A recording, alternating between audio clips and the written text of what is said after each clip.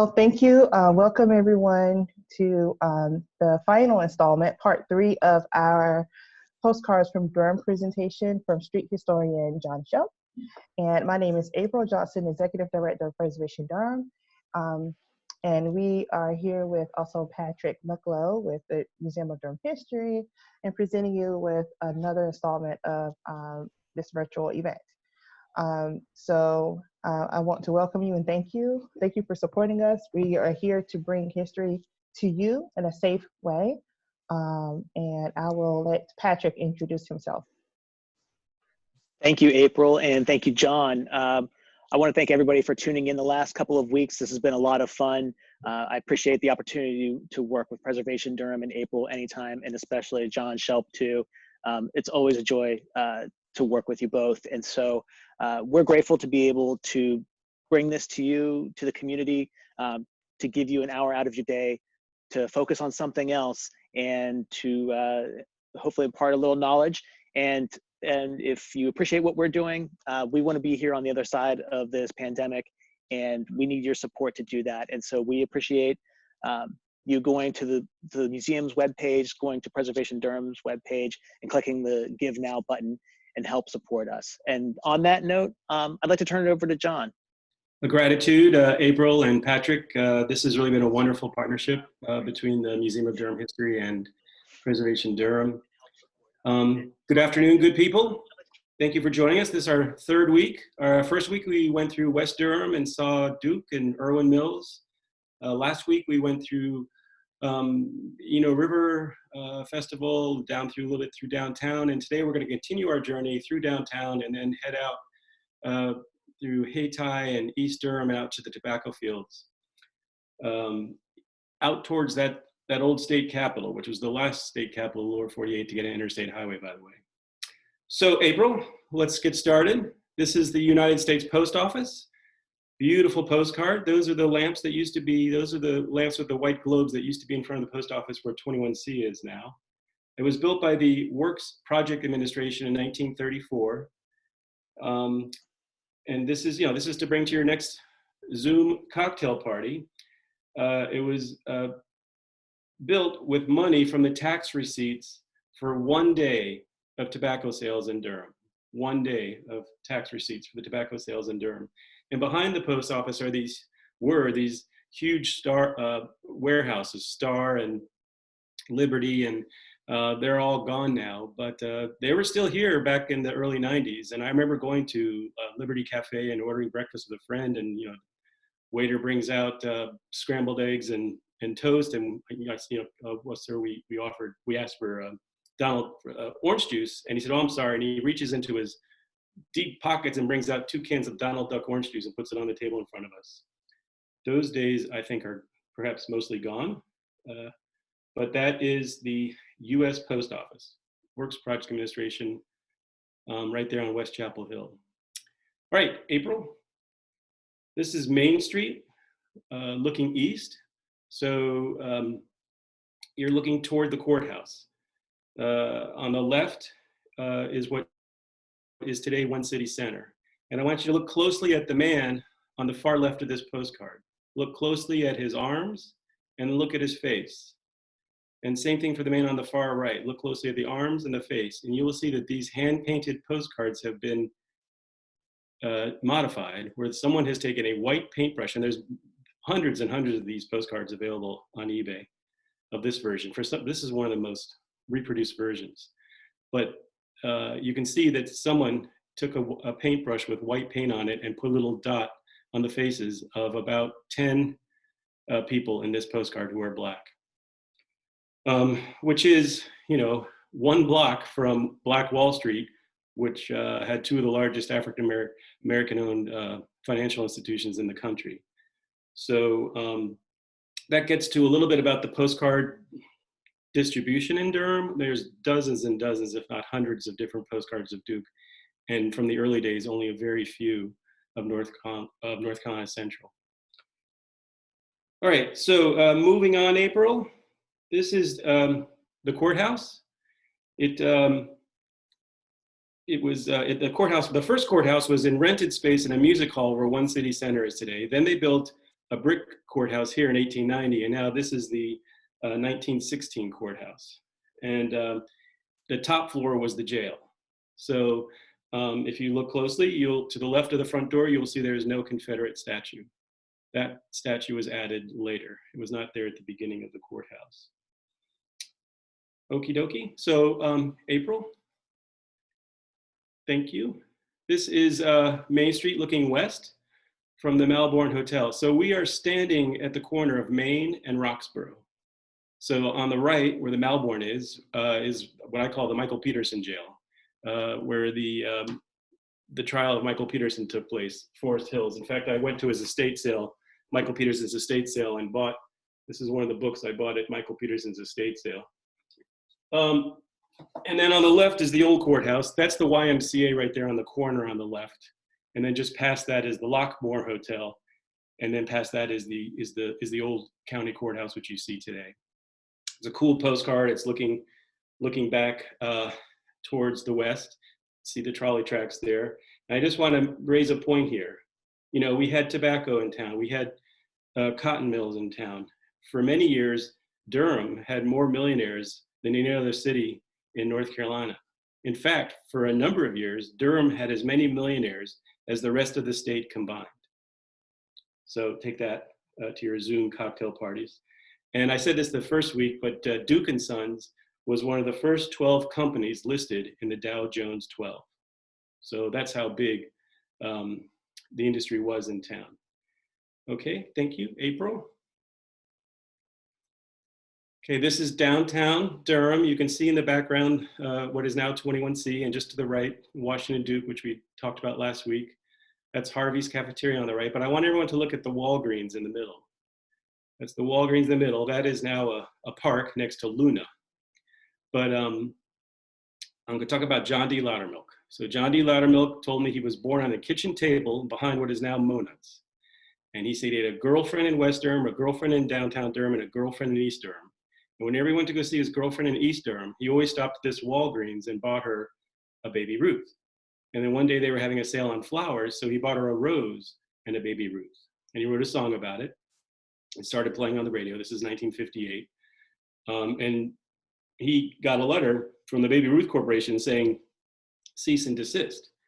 Well, they kept playing it for a while in some areas, and he got a second letter saying, oh, that's okay, keep going, you can keep playing.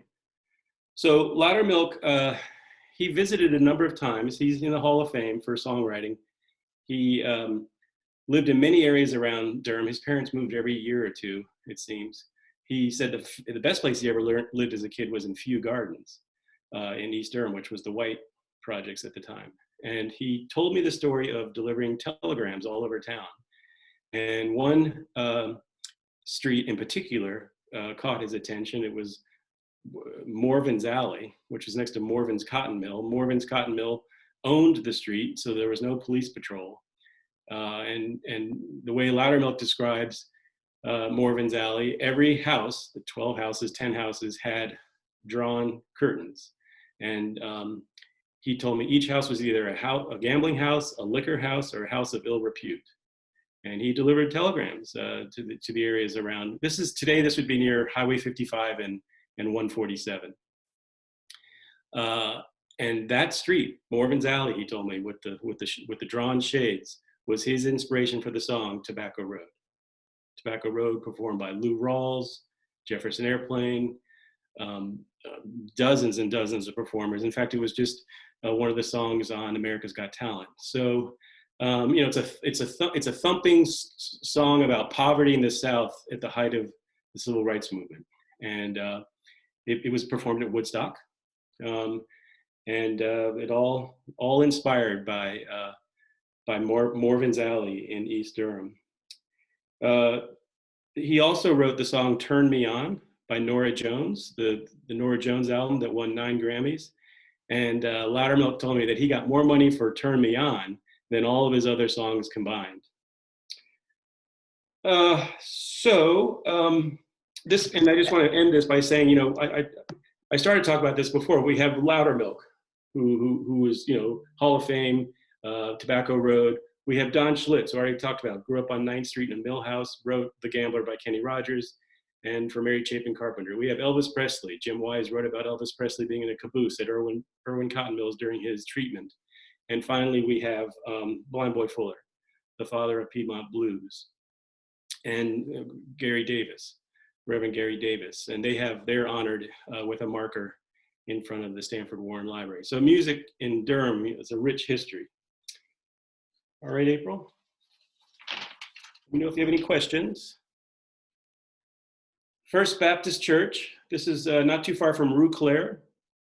And the Baptists and other churches in downtown Durham, back in the day, they held their baptisms down at the creek next to the farmer's market. So right there in what's now Central Park is where many of the downtown churches had their baptisms. This is, later on they started having indoor baptisms. But that's a pretty cool nugget. I actually just learned that the other day getting ready for today's talk. And also there's a stepping stone in the garden of this church that they still have from the old days where, like people would maybe the ladies would get up on the stepping stone to get onto their horses or get into their carriages. And that's still in the garden there. And fortunately, my carpenter was a Baptist who worked on the addition of my house, and he knew I loved history. And when this church replaced their 1924 wood floors with wall-to-wall carpeting, I got the floors. So they're here. And as a friend of mine said, my soles are now closer to the church. April. So history is serendipity. Governor Moorhead, I learned this on a tour of Blandwood's estate in Greensboro. Governor Moorhead of North Carolina, the original plan was for the railroad tracks to go from Wilmington to Charlotte. So straight across the south of the state, Wilmington, Asheboro, Charlotte. Governor Moorhead said, let's take that railroad line and let's pull that up to the north. Let's pull the railroad up to Greensboro. And that's why you have this crescent of cotton mills, this crescent of cities, this crescent of economic centers, Raleigh, Durham, Greensboro, Winston-Salem, Kannapolis, Salisbury, down to Charlotte. That is because Governor Moorhead pulled up the railroad tracks. I mean, it's just an example of serendipity. So here, this is the DPAC today would be just to your left. And so this is the ridge we talked about, everything, most of these postcards are up on or near the ridge. And so all the rain that falls to the left in this postcard goes down to the Cape Fear River, down to Wilmington. And all the rain that falls to the right of this postcard downtown flows to the Neuse and Pamlico Sound. So that's the ridge between the two large river basins. And I talked about Durham College last year, which had a campus across the street here where the DPAC is today. And I got sidetracked and I started talking about the Muhammad Ali Gymnasium. I just wanted to correct the record because I started calling it, for some reason, in the middle of my talk, it was the Muhammad Ali Museum. It's the Muhammad Ali Gymnasium. So Durham College started with 5 typewriters just south of here on South Roxborough Road by Lucinda Macaulay Harris. At museum, there I go again, gymnasium, dormitories, administrative building, classrooms. And Muhammad Ali himself came to Durham in 1977 to dedicate the Muhammad Ali Gymnasium. And the gymnasium is still standing on Fayetteville Street across from the Chicken Hut. So I want to correct the record on that. I'm not reading a script here, folks. Okay, April. All right, so we've seen the movie The Green Book. Oh, John, we have a question. Yeah. Vicky has a question, and she wants to know if there are any books on Durham's music history that you would recommend. Yes. Well, I wasn't anticipating it, but it's Bright Leaves. Shoot. Sorry, Vicky, I can't grab it off the shelf. But it's Bright Leaves, and it's an extensive book about music and arts in Durham. It's called Bright Leaves. I actually helped the author pull some of the information together, but I don't want to keep turning around and looking because then April's got it there. She's got a copy of it. Oh, good. Thank you, April. Look at you with all of your stuff right at hand. I feel like I'm in an Apollo capsule because I have like all these little tables around me full of stuff, but I don't have Brightleaf. You can order these from Preservation Durham. Just let us know. Send us an email at info@preservationdurham, and they're available. I found it. Okay, so the Green Book, the movie The Green Book about places where African Americans could stay when traveling in the South. This was a big one, the Biltmore Hotel. All the famous musicians stayed here. And this is just, if you're if you're at the Durham Performing Arts Center, you can see this hotel from there. It's over to the right towards the railroad tracks. This was on East Pettigrew.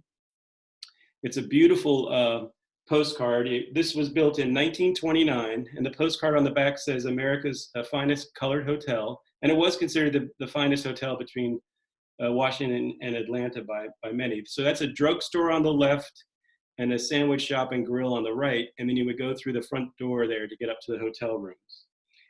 And this was lost to urban renewal. So I talked about this a little bit last week, but again, I'll say it: promises made, promises broken. There were 500 families that were displaced by the Durham Freeway. There were 160 businesses that were displaced by the Durham Freeway. And sadly, I just went to see a talk about this, but it's actually Andre Van, my friend.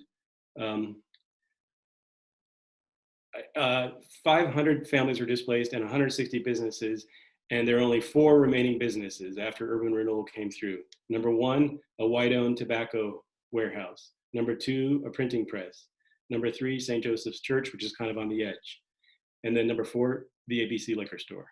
Those are the 4 businesses that were left after urban renewal. So promises made, promises broken. Those businesses, were never brought back. There was no effort to do that. And so that was a tragic chapter in Durham history. But this is on East Pettigrew, which is kind of near, I guess, not too far from the railroad tracks. So this would be facing the railroad tracks. All right, April. Oh, yeah, that's good. That's good. So this is the Stanford Warren Library. He was a successful businessman, Stanford, African-American. He was one of the founders of North Carolina Mutual and Mechanics and Farmers Bank. So he donated support for the library, and that's why the library has his namesake. In front of the library, there's a state marker we helped get for Blind Boy Fuller and Reverend Gary Davis, who live nearby in Hayti on Massey Avenue. And just as an aside, Stanford Warren was the son of Washington Duke. So absorb that information for a minute. All right, April. This is North Carolina College. I have a question. Yeah. Someone said, John, Patty said, John, your stories of sitting and talking with John McDonald last week brought a smile to my face and a tear to my eye. Saturday afternoon milkshakes at McDonald's drugstore were a family tradition. We lost touch with John and Frances after they closed the store. Can you tell us where they are buried? First of all, the owner of Vaguely Reminiscent and someone from the Behringer family and I worked together to save the counter, all the shakes. And after the store was closed, we went in there to pull it out and save it and put it in the warehouse. And all the bins were still filled with blueberries, strawberries, chocolate, marshmallows. And I took my kids there all the time. Frances was a loving aunt to my kids, and John McDonald was. He's the one that told me where the Irwin Mill Cemetery was. He was a wealth of knowledge. I don't know where the McDonalds are buried. I would guess. There's an old family that his father and I think his grandfather had McDonald's drugstore. So I'm sure it's local. You could probably find it on cemetery, on a cemetery search. Yeah. There's one more question. Is there a picture book of Durham in the 1950s?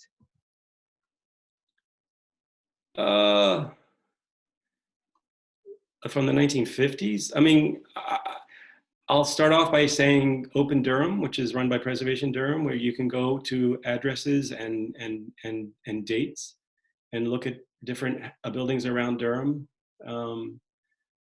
Nothing is jumping off at me, but there's, I mean, you know, Joel Kostew. I mean, there are books that have been written more recently, not just the old ones by Boyd. And I mean, Jean Anderson kind of wrote her book just shortly, a little bit after that period.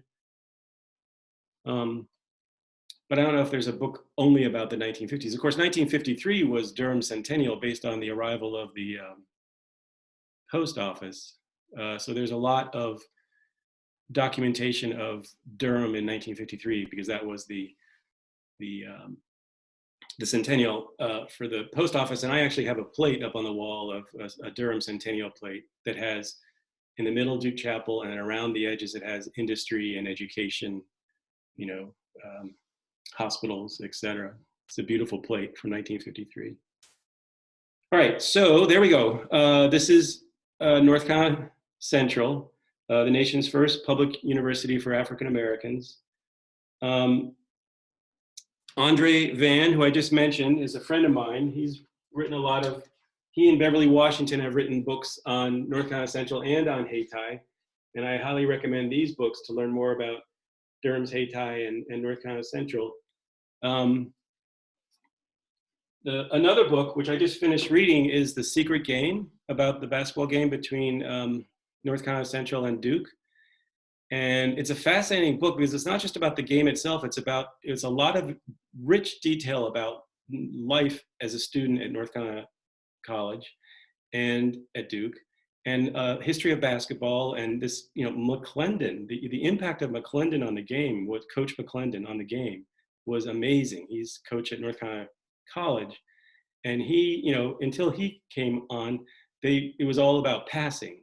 And every time they scored a basket, you have to come back to the middle of the court and do another throw up, you know, throw it up and do another, what the heck do you call that? My mind is blank. But every time you scored a basket in the old days, you have to come back to the court and do a tip off. But he changed the game where he had his students run, and run. He would run out, he said, east of campus, so out towards what's now Durham Tech, and get them in shape. And they could outrun any other team, and they dominated basketball for a number of years. And they beat the Duke team 88-44, something like that. And, you know, everyone's, well, it's not the Duke varsity team. Well, the varsity team lost to the Duke medical team. So this is World War II.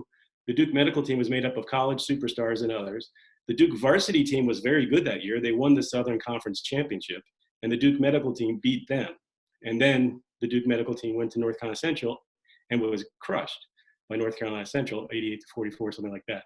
And it was a secret. Shepard, according to the book, would have probably stopped the game if he had known it was coming. But students saw this weird car that showed up on campus, and all of a sudden they all started looking through the windows to see what was going on. But that's the Secret Game. That's an amazing book. At the end, they talk about one of the basketball players who was leaving campus to graduate, and the last thing he did was walk out to the sign on Fayetteville Street with a can of paint and paint over the sign out front said, like it says here on this postcard, North Carolina College for Negroes. And he went out with a can of paint and painted over for Negroes. That was his last act on campus. The building at the bottom here was called the Hoey Building, H-O-E-Y, after U.S. Senator Clyde Hoey. He was an interesting piece of work. He was a white supremacist. And so the Board of Trustees took his name off the building last year. But I'm in the middle of a book called The Lavender Scare. And, you know, everyone knows about the Red Scare and McCarthyism, but the Lavender Scare is Republican efforts to purge the United States government of gay men and lesbian women. They wanted to take back, you know, they were sick and tired of FDR and Truman. They needed an issue. And so there was the Lavender Scare was kind of an issue they wanted to create, and it resulted in suicide and a lot of people leaving. And the person in charge of that committee, you know, like the investigation committee, was none other than Clyde Hoey. So good to NCCU for taking that name down. It's now the Shepherd Building. All right, so April. John, we have a question from Niels. Yes. Any famous ghost stories that you know of about Durham or paranormal investigations at any sites? Yes, I do. So Mary Cole and Maddie Riley. Mary Cole and Maddie Riley, 90 years old, were walking down 9th Street about 15 years ago, and they're just talking my ear off. They wouldn't stop talking. And Mary Cole's father ran I call it a pool hall, but she corrected me and said it was a billiard parlor. Ran the billiard parlor on 9th Street. And this is exciting. I'm going to show you what's in the billiard parlor now. And so we walk into the billiard parlor and I introduce them to the owner. And we look around. I say, look at the tin ceiling. It's still there. Look at these wood floors. They're still here, just like when it was a billiard parlor. And we go back out on 9th Street and Mary and Maddie stop talking. I'm like, finally, I said, what's wrong? What happened? What happened in there? And they said, well, John, you know, this is a billiard parlor that had fights all the time. John McDonald came in and told me about breaking up fights in the billiard parlor next door. So they come out, John, we've never been in a tattoo parlor before. So it was Dog Star Tattoo, and Mary tells me the story. She was right across the street, and she said she was in a mill. Those are all mill houses over there, just like Don Schlitz, across from the Regulator. Those are all mill houses. She was in her mill house. She was up in her room, and she said, this is just a fact. This is just a fact. Ghost, she was in her room. The ghost came in the front door, opened the front door, walked down the hallway, walked out the back door, and went up to the mills. And she said, that's what happened. Okay. So bring this to your next Zoom cocktail party. By 1905, more people in Durham worked in cotton mills than in tobacco factories. More into cotton mills than in tobacco factories, all right? So it was a big deal. What do we have here? We have Pearl Cotton Mill, which is right near Durham Gin Distillery in Durham Central Park. We have Durham Cotton Mill, cotton manufacturing, which is over in East Durham. Irwin Cotton Mills, you know, a big one in West Durham. The mill village stretched from Duke Gardens to Monuts. And then down below, we have two more over in East Durham across the street from each other. So cotton mills were a big idea in Durham, and responsible for a lot of the economic expansion of Durham following the tobacco industry. Okay. So this is Golden Belt, still standing, beautiful postcard, you know, hand painted.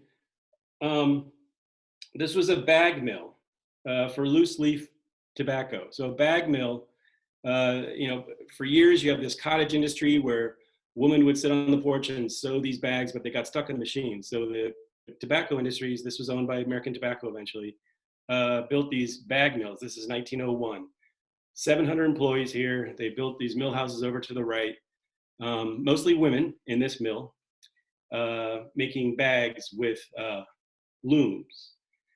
And I talked to mill workers in different neighborhoods here in the East and in the West, and the ones in Irwin Mills told me they never, ever, ever again were going to paint their kitchens yellow or green, because the mills would come in and say, okay, next Wednesday, you all have to move to these other houses.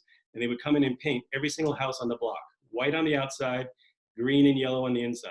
And for that reason, mill workers tell me they've never, you know, whenever they move to another house, they never paint their inside of their houses green or yellow. So, you know, you had these fireplaces, and every mill house had a fireplace. And here's some spindles and spools, part of my collection. And mill workers would put these wooden spindles into the fireplace as kindling. They'd also throw in their pattern cards. Pattern cards are like these cardboard pieces that you would attach to a loom to tell you whether to make a blouse with dots or a shirt with stripes. That's a pattern card. And so I was walking around an old mill village in Okanichi, and all that's left in the woods is a red fire hydrant. And every 75 feet, there's a pile of dirt. And those piles of dirt, I dug into them, are old chimneys, are fallen chimneys. So that's all that's left of the mill village, are those fallen chimneys. And what did I find in the dirt? Were these rings, these metal rings. And look what they were. They were metal rings from the spools. Those are the fireplaces. So they were metal rings from the spools that people use for kindling to start their fires. So that's kind of cool. Okay, let me see what else is going on here. Yeah. So that loose leaf tobacco, that of course went out of style with cigarettes, with rolled cigarettes. So, there was a change in the economy. All right, April, any questions? Yes, we have one question from Laura, and asking if the cotton mills were segregated or if they were mostly black.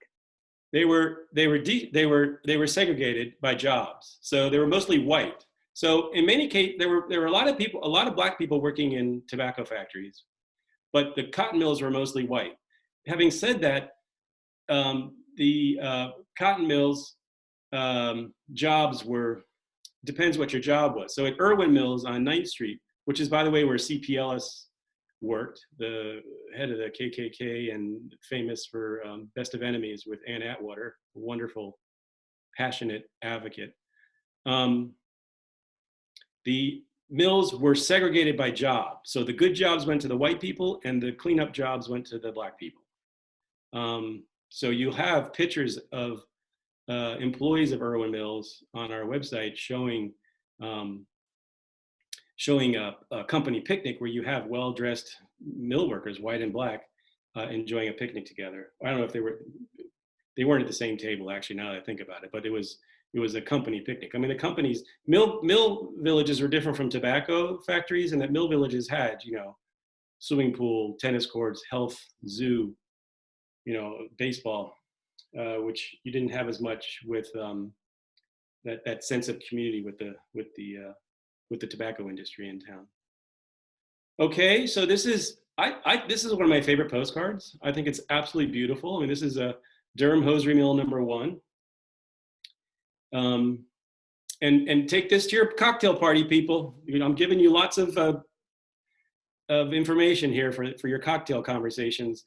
Durham Hosiery Mill #1. There were 15 Durham Hosiery Mills. #1. Durham Hosiery Mill #4 is what those people over there call Carmill Mall. Carmill Mall is not Carmill Mall. Carmill Mall is Durham Hosiery Mill #4. So let's get that straight. I told that to the mayor of Carbo. He didn't seem very interested. But they're going to have to change their name anyway to Venable or whatever name they're going to have to change it to soon. I'm sure they will. But this was built in 1900. And by 1920s, they were already in trouble. Why? Because women were not as interested in buying cotton stockings. What happened to decimate the industry? One word: silk.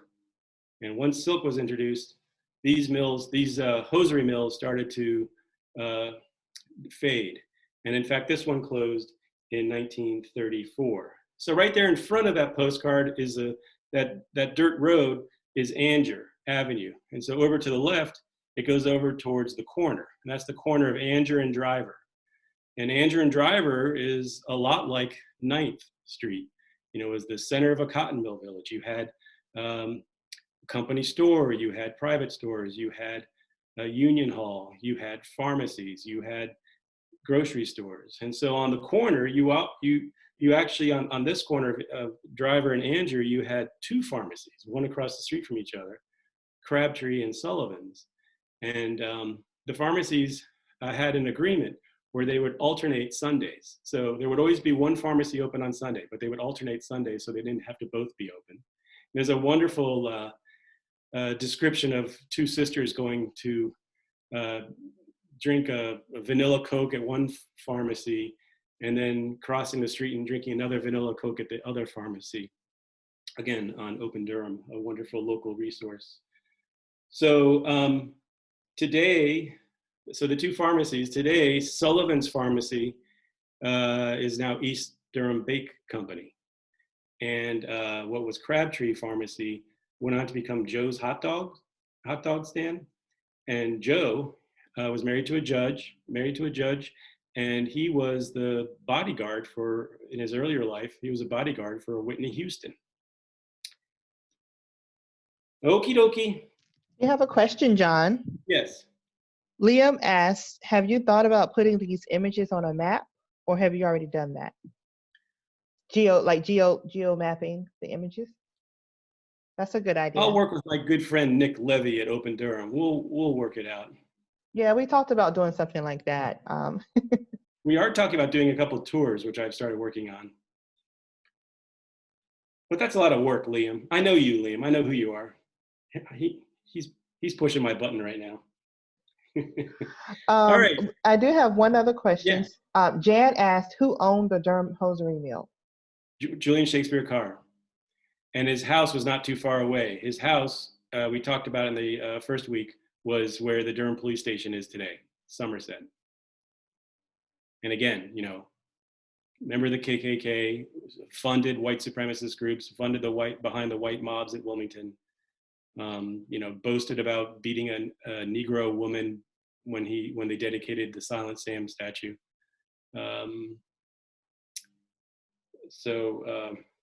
And the guy who saved, the UNC alum who saved Duke from bankruptcy. Okay, so now we're gonna head out into the tobacco fields, stretching towards Raleigh. All right, and after World War II, things started to slow down around Durham. I mean, industry started to suffer. By 1957, North Carolina had the second lowest per capita rate in the country. So only Mississippi had a lower per capita rate than North Carolina. We were kind of going downhill.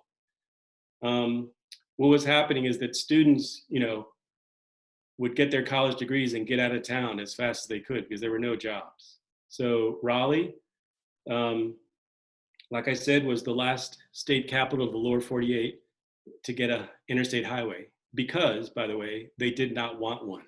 So think about that. Durham the tobacco industry was slowing down, the textile industry was dropping faster. Chapel Hill was a small village out on dusty 54. So the area was in decline. 1957, the Russians launched Sputnik into space. First man-made object in space, the size of a beach ball. Freaked out the United States government. The United States government said we have to spend more money on science and research. So that's setting the tone for what's coming next, because right now things were in decline. All right, April, and let me go through these slides without questions if you don't mind, because I want to kind of get a groove going. So enter Romeo Guest. Romeo Guest, who used to build cotton mills. Think about this. The connections in history are wonderful. And serendipity. He used to build cotton mills. He saw the writing on the wall, stopped buying cotton mills, and instead bought cheap tobacco farms in pine forest out in the middle of nowhere. And he even put a name on it, Research Triangle. And so this is Chemstrand, one of the early RTP companies, pretty small at the time. RTI, of course, was the first to be out there. Actually, their campus started near Durham Tech, and they were very small at the time. I mean, their first contract was $4,000 to look at morbidity in Tennessee. All right, so you have Research Triangle Park limping along for like 8 or 9 years. It wasn't growing, it wasn't succeeding. In fact, it was a for-profit enterprise, which alarmed a lot of investors, and so it really wasn't working for a while. And then April, there was a secret meeting at the College Inn in 1960. And it was Governor Terry Sanford, and Robert Kennedy. Terry Sanford, governor of North Carolina, went on to become president of Duke University, and he met with Robert Kennedy. And they decided to keep this quiet. He liked Robert Kennedy. The account I read is that Kennedy forgot his belt and he was sick. He had a cold. And so he kept pulling up his pants and he kept sneezing and only had soup with Terry Sanford. But they met in a room at the College Inn. And of course, I have for everyone a key from the College Inn. The College Inn was on Hillsborough Street near NC State University. And Terry Sanford met Robert F. Kennedy, and they kept it quiet for a number of weeks. And then Governor Sanford shocked the political world when he endorsed John F. Kennedy for president at the Democratic National Convention. He came back to Raleigh, and he had a desk full of death threats from people in North Carolina because he went ahead and endorsed a Yankee Catholic for president. So, so in the end, Kennedy squeaked past Nixon in 1960. It was like, I'm making this up, it was like 49.6% to 48.8%. But he squeaked past Kennedy, and he squeaked past Nixon, carried North Carolina, and won the election. Okay, and let me quickly add, Nixon, who was a law student at Duke, was campaigning in 1960 in Greensboro, and he said, quote, in a speech, "Everything I have done in my life and everything I will ever do in my life is all because of Duke University." So Kennedy won, and go ahead, April. On his last day in office, he announced that the National Institutes of Health was coming to Research Triangle Park. And this is a big deal. NIH is the world's largest funder of biomedical research. And if you look at the PBS documentary, Governor Sanford, Progressive South, it ends with a grainy black and white photograph of the NIH in Research Triangle Park as his legacy. So this was the first major organization to announce they were coming to the park. You know, like I said, RTI was much smaller at the time. They've gotten bigger. But this was the first major organization to announce. 6 weeks later, IBM announced they were coming. And it was that one-two punch that RTP took off. And again, like I said, you know, there was a brain drain. Students were leaving. And this changed everything. All right, April. So this is Raleigh-Durham Airport. This is a postcard. That terminal and that tower there, that was actually just torn down just recently. They've been there for a long time, just to the left of Southwest Airlines. But IBM said they would not come to Research Triangle Park unless the state built an interstate highway between Research Triangle Park and the airport. And so that is the beginning of I-40. That's the beginning of I-40, is because IBM said they wouldn't come. And Raleigh finally got their airport. So, and Raleigh finally got their interstate. So if you all have any questions or concerns about traffic on I-40, call IBM. All right, April. So today, more than 50,000 people work in Research Triangle Park. More than 50,000 people work in the halo around Research Triangle Park. Simply put, it's changed the course of history of North Carolina, because we have all these jobs now. And now what's happening? Raleigh is booming, Durham is booming, Chapel Hill is booming. And you know, those pattern cards I talked about back at the cotton mills, the pattern cards for your stripes and polka dots, those pattern cards are the precursor for IBM punch cards. And lastly, let me say this about some of the research going on out there. You know, in a town, you know, in Durham, the Dukes used to control the manufacture of 90% of the cigarettes in the world, 90%. Headquartered in Durham. Some of the factories were elsewhere, Richmond, Reidsville, et cetera. 90% of the cigarettes in the world were controlled out from Durham. But thanks to secondhand studies funded by the NIH and others that found that secondhand smoke causes cancer, today in Durham, you cannot smoke on a sidewalk. It's against the law. That's how fast the policy has changed from the science to public health. All right, so we will which brings us to the present, where history is still taking place. This is a postcard of Irwin Cotton Mills on 9th Street.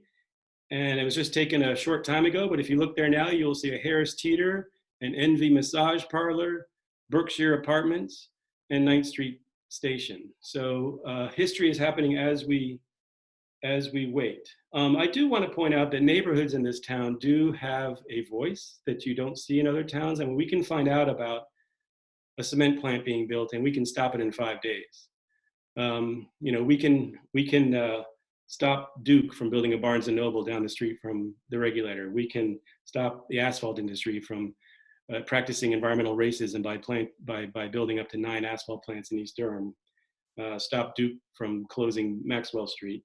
So that's good about Durham because community voices do have a strength here that you don't see in Charlotte. In Charlotte, where are we going to put the football stadium? 5 guys get together. Let's put it right there. Done. Here, that's different. I will say a big disappointment, a big dark chapter in Durham history just happened last year when Duke killed Regional Rail. That does change that. That takes a hit to the community involvement, but I think we'll get over that and move on. I mean, after all, we sold Duke Irwin Soccer Field, which they really wanted in the center of Central Campus, but they couldn't give us a sliver of their golf course on the corner. But that's a conversation for another day. Okay. So we'll end on the road where we began. This is the very end of old NC-10. We started 3 weeks ago at the beginning of NC-10 on the Tennessee line, and here we are following it right through Durham and down to the coast. It's from the mountains to the sea, and it's the first highway in North Carolina, and it went right down Main Street, following that ridge through downtown Durham.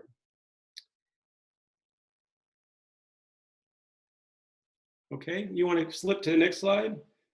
And I will say thank you everyone for listening. We have about 10 minutes to go, so I hope we have questions. I see 19 chats and 6 queues. We have questions. John, we did have a question from Nora. Was that the IBM building in one of the?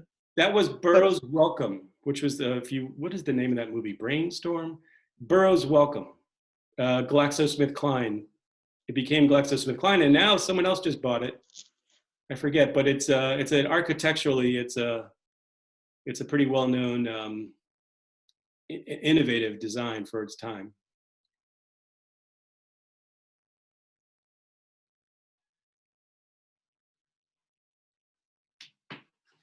Another.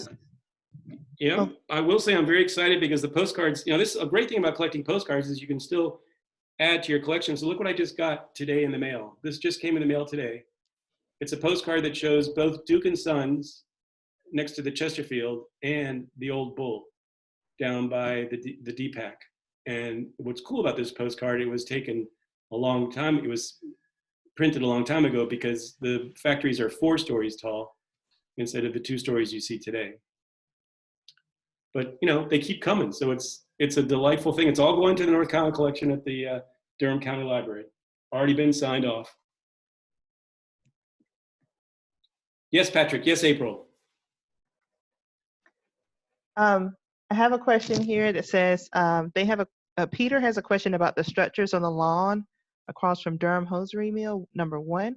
Are those supports for young trees? Yes, they are. They're tiny little trees. And there's also some similar photographs along Club Boulevard where these trees were planted, I think, that are now, of course, huge and 85 years old. But those are little trees. That's right. So that was right across the street is still right across the street from Golden Belt. That's a senior living center.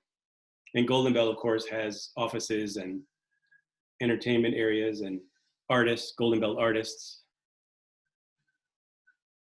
My postcard of Golden Belt is actually blown up and framed on the wall there outside of Dog Star Tattoo. John, we have a question from Fowler C on Zoom, asking if you know the names of the 4 establishments that lasted through the development of Highway 147. The 4 establishments that survived, 160 businesses were taken out. 4 survived. A white-owned tobacco factory, which is still standing there. It's the Venable Center. So it's right there across the railroad tracks on East Pettigrew.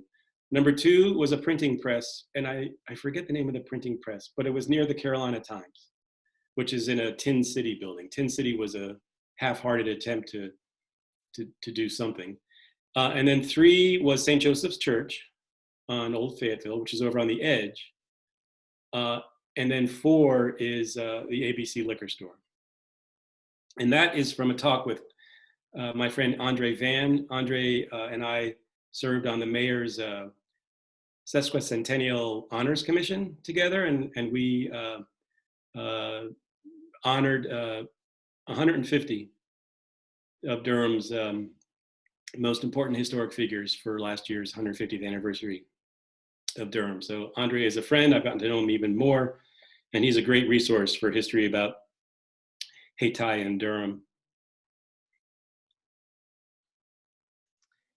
Okay, I have another question from, this is from Facebook. Michael asked, is there any information on the Picketts of Pickett Road that you know of? I know him. He used to come to Preservation Durham lunches. Nice guy. They still owned the house back in 1990. This is 1999. They still owned the house, and we used to exchange emails all the time. It's kind of dropped off. I have I don't remember. I don't know what's happened to him, but I knew that young man. He was a really nice guy. He's a plumber, and full of history. And his mother or his grandmother was living in the Pickett house on Pickett Road, right there near the Green Monster. It has another name, but I'm not gonna. This is family friendly. Quickly, April and Patrick. I think for me, that's all of the Facebook. Liam just wanted to say he wasn't pushing your buttons. He just thinks he think it would be amazing to see it, the locations on a map, and that you're such a great, engaging speaker. Great job. Thank you, Liam. I think that concludes the questions on Facebook. I think we have just a couple of more in Zoom. Let's see. Jerry asked, did the hosiery mill number 1 sit empty until it transitioned into a residence for seniors and disabled? No, it was, I just read this morning. It was storage. And then American Tobacco used it so American Tobacco ended up buying it and used it for, National Guard. So the National Guard stayed there for a number of years. And then it was a storage unit, I think, for American Tobacco. And then it became senior housing. I might have missed something in there in the middle. Okay. Well, I would like to say thank you all. Someone said, what was the last photo a picture of? Do you mean? That was Morehead City. That was Morehead City on the Atlantic Ocean. And what I was just trying to do there was finish the opening. So the opening postcard was Old NC-10, the first highway to cross the state on the Tennessee border. And the last postcard was Old NC-10 on the Atlantic Ocean. And that was the crescent of cotton mills and economic centers that are along Old NC-10, that are along roughly the railroad tracks. And I kind of want to build a thread through the presentation and bring it up at the end. And I do want to say, April and Patrick, it's been an absolute pleasure. And I want to quote Mayor Steve Schul, who said, love your family like never before. Exactly. Absolutely. Definitely. Well, thank you all for joining us and supporting our organizations. As you can see, our Durham story is still very important during and after the coronavirus pandemic. So continue to support organizations that bring these stories to life. I believe personally that it's very important to connect these places to our stories as they inform us about the lives of people who lived before us and help guide our present and future. So, thank you very much. I'm April Johnson with Preservation Durham, and I'm Patrick Mucklow from the Museum of Durham History. John and April, as always, thank you so much. And to folks, thanks for tuning in. And when it's safe to get out there, please go and explore your community, because there are fascinating stories around every corner. yes, thank you. Thanks. Bye.